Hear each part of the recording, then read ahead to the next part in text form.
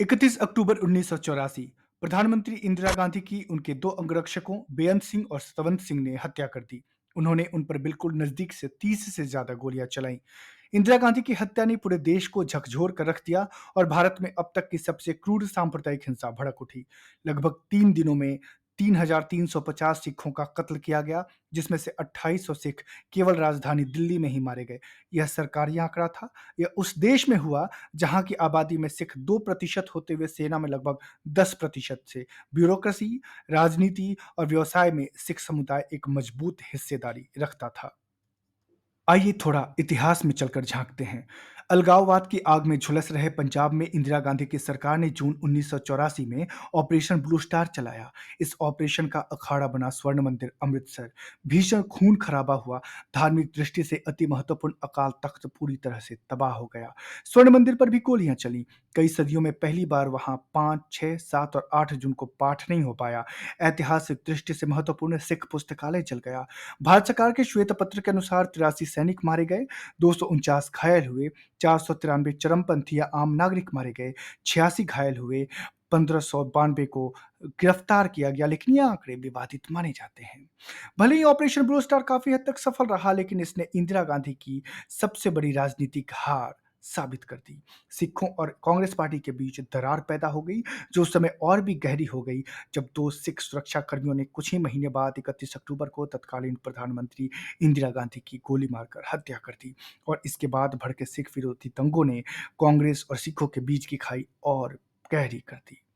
पंजाब में अलगाववाद की भावना के भड़कने और उसके बाद के घटनाक्रमों पर हम बहुत बाद में बात करेंगे।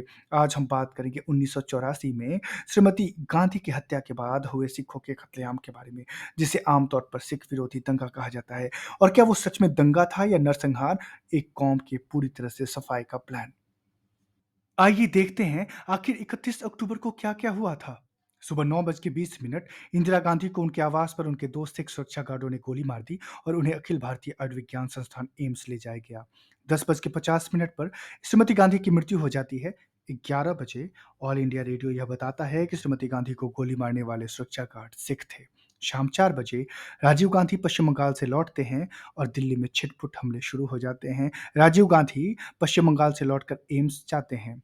5:30 विदेश यात्रा से लौटे राष्ट्रपति जैल सिंह के काफिले पर एम्स के पास पहुंचते ही पथराव किया जाता है। उनके एक अंगरक्षक की पगड़ी फाड़ दी जाती है और रात में संगठित हथियारबंद गिरोह एम्स से पूरी दिल्ली में धीरे धीरे फैल जाते हैं।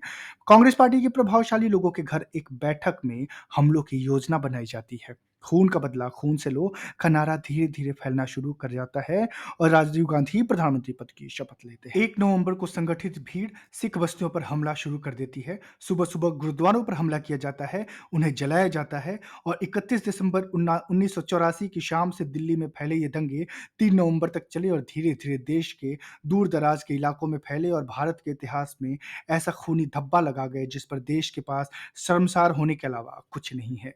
दिल्ली में दक्षिण दिल्ली और केंद्रीय दिल्ली सबसे ज्यादा प्रभावित रहे। सिखों के घर लूट लिए गए, दुकान लूट लिए गए, गुरुद्वारों को अपवित्र किया गया और शवों की होली जलाई गई।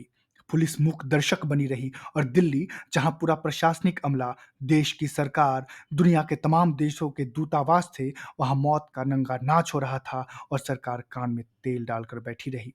दिल्ली में जगदीश टाइटलर और सज्जन कुमार का इन दंगाइयों को संरक्षण प्राप्त था। दिल्ली के बाद कानपुर और अविभाजित बिहार के डाल्टनगंज, बोकारो स्टील सिटी आदि शहरों में सिखों पर व्यापक हमले हुए। 19 नवंबर को प्रधानमंत्री राजीव गांधी पहली बार दुनिया के सामने आए और इसके बाद आया उनका वह बेहद शर्मनाक बयान कि जब बड़ा पेड़ गिरता है तब धरती हिलती है। उन्होंने एक बार भी इन 3-4 दिनों के दंगों में मारे गए सिखों के प्रति अपनी सहानुभूति नहीं जताई। गृह मंत्री नरसिंह राव ने तो घटनास्थल का दौरा करने की जहमत भी नहीं की। सरकार से सेना बुलाए जाने की लगातार मांग की गई, लेकिन जैसे सरकार की इन सब में मुख्य सहमति थी। यदि सेना बुला ली जाती फिर इतना बड़ा नुकसान शायद नहीं होता। सिख दंगों की जांच के लिए कुल 10 आयोग और समितियां बनी थी, जिसमें प्रमुख Marwah commission 1984, Mishra commission 1985, Nanavati commission सन 2000 मुख्य हैं। पीड़ित परिवारों को मुआवजा और नौकरियां देने की सलाह इन कमीशनों ने अपनी रिपोर्ट में बेशक दी, लेकिन बकौल राजीव गांधी, बड़ा पेड़ गिरने से जो धरती हिली और उस हिली धरती ने सैकड़ों सिख परिवारों को जो जन्म जन्म का दुख दिया, जिसका जीता जागता उदाहरण दिल्ली की विधवा कॉलोनी है, उस दाग का क्या आजाद भारत अपने दामन से कभी छुड़ा पाएगा?